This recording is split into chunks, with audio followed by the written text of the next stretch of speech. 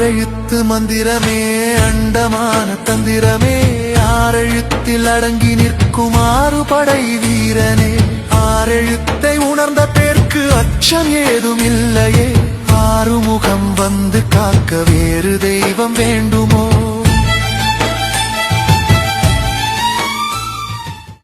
வங்காள விரிகுடா கடற்கரை ஓரம் இதமான பதமான ஜில்லென்ற அதிகாலை கடல் காற்றின் அந்த குளிர்ச்சியோடு ஊடுருவி பாய்கிறோம். மரங்களிலிருந்து அதிகாலையில் உணவு தேர புறப்படும் பறவைகளின் இனிய ஆனந்த இசையோடு இரவை கிழித்து கொண்டு உதயமாகும் ஆதவனின் வருகையோடு இலவச தரிசனத்தில் ஸ்ரீமத் சுவாமி அத்தியாத்மானந்தா அவர்களுடன் வரிசையில் காத்திருக்கும் போது அதிகாலையிலேயே அன்னநடை பயின்று கோயிலை வலம் வருகிறார் கஜமுகன். ஆனந்தமாக வரிசையில் நிற்கும்போது கடலை வேடிக்கை பார்த்துக்கிட்டே இருந்தான். கடலில் அலை குறைவாகத்தான் இருந்தது, அமைதியாக இருந்தது. ஆதவன் சூரியன் வந்து பிரகாசமாக அப்படியே அந்த இருளை கிழித்து கொண்டு கொஞ்சம் கொஞ்சமாக வெளியே வர்றாரு. அற்புதமாக இருந்தது சூரியனுடைய வருகை. முதியவர்கள், வயசானவங்க, குழந்தைங்கள்லாம் நடக்க முடியாதவங்கெல்லாம் கோயிலேருந்து வர்றதுக்கு கார் அரேஞ்ச் பண்ணியிருக்காங்க இலவசமாக. கோயில் பிரகாரத்தில் மடியேந்தி பிரார்த்தனை செய்தாங்க.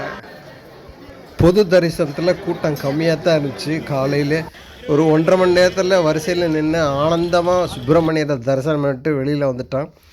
கோயிலுக்குள்ளே செல்ஃபோன் ஃபோட்டோ எடுக்க அனுமதி இல்லை, அதனால் உள்ள கோயிலுக்குள்ளே ஃபோட்டோ எடுக்க முடியலை. மூத்த குடிமக்கள் ஆதார் கார்டு காமிச்சு காலையில் 7 மணிலேருந்து சாயந்தரம் 6 மணி வரை தனி வரிசையில் தரிசனம் பண்ணலாம். திருச்செந்தூர் சுப்பிரமணிய கோயிலுக்கு எதிர்த்தாப்பில் கடற்கரையில் மணல் வெளி பறந்து விரிந்து அழகாக இருக்கும். இப்போ பார்த்தா அந்த கடற்கரை ஓரம் அந்த மணல் பறந்த வெளியே சுருக்கிட்டாங்க. நிறைய பில்டிங்காக வந்துருச்சு, கட்டடங்கள்லாம் கட்டிட்டாங்க. ரொம்ப சுத்தமாக இருக்குது. அந்த ஏரியாவே ரொம்ப அற்புதமாக இருக்குது. திருச்செந்தூர் கடற்கரையில் மட்டும் அலைகள் குறைவாக இருக்குது. அப்படி கடலில் இறங்கி கடலில் தொட்டு வணங்கி அந்த கடல் தீர்த்தத்தை எடுத்து தலையில் தெளிச்சிட்டு அப்படியே வெளியே வந்தோம். வங்க கடற்கரை ஓரம், இந்த வங்காள விரிகுடா கடற்கரை ஓரம், அந்த வங்க கடற்கரை ஓரத்திலே ஸ்ரீமத் சுவாமி அத்தியாத்மானந்தா அவர்களுடன் ஒரு செல்ஃபி வீடியோ. மேலே ஆதவன் பிரகாசிக்கிறார். கடல் அலைகள் ஆனந்தமாக வந்து ஆசீர்வாதம் செய்கிறது. ஆனந்தம் ஆனந்தம் ஆனந்தம்.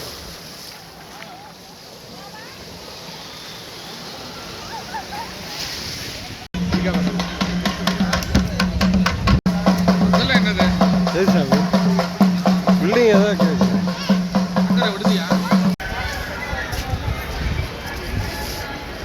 சரணம்.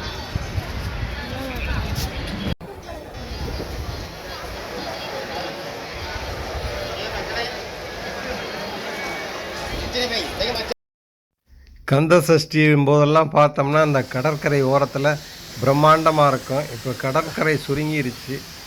கட்டட வேலைகள் நிறையா நடந்துக்கிட்டே இருக்குது. நாளி கிணறே தெரியலை, அற்புதமாக ஆக்கிட்டாங்க அந்த நாளி கிணறை. இந்த நாளி கிணறுல குளிக்கிறதுக்காக அந்த மக்கள் வரிசையில் காத்திருக்காங்க. சுத்தமாக இருக்குது. இப்போ இந்த நாளி கிணறுல குளிக்க போகும்போது முன்னாடியெல்லாம் சிரமப்படுவோம். இப்போ அற்புதமாக அந்த நாளி கிணறை மாற்றி அமைச்சிட்டாங்க. சூப்பராக இருக்குது.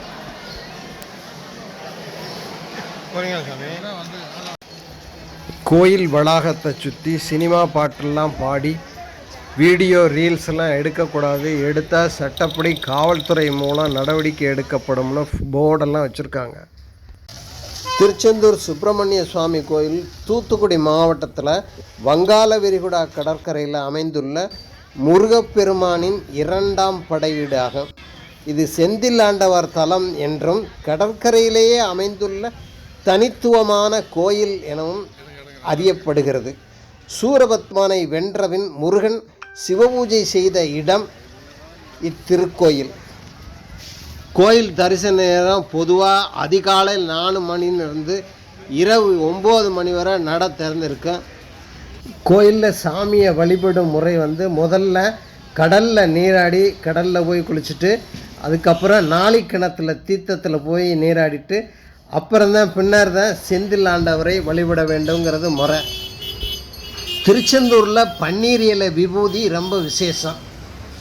வந்த வினையும் வருகின்ற வல்வினையும் கந்தன் என்று சொல்ல கலங்கிடுமே செந்தில் நகர் சேவகா என்று திருநீற்று அணிபவருக்கு மேல் வராதே வினை என்று சொல்லி இந்த பன்னீர் இலை விபூதியை நெற்றியில் இட்டுக்கொண்டோம்னா உடல் பிணியும் மனப்பிணியும் நீங்கும் என்பது ஐதீகம். திருச்செந்தூர் செந்தில் ஆண்டவரை ஆனந்தமாக தரிசனம் பண்ணிவிட்டு பக்கத்தில் ஹோட்டல் மணி ஐயர் ஹோட்டல்னு அந்த ஹோட்டலில் வந்து காலை உணவு டிஃபன் சாப்பிட்டோம். இட்லி வடை வாழை இலையில் போட்டு நல்லா திருப்தியாக இருந்துச்சு. மனசுக்கும் உடம்புக்கும் அமைதியாக ஆனந்தமாக இருந்துச்சு.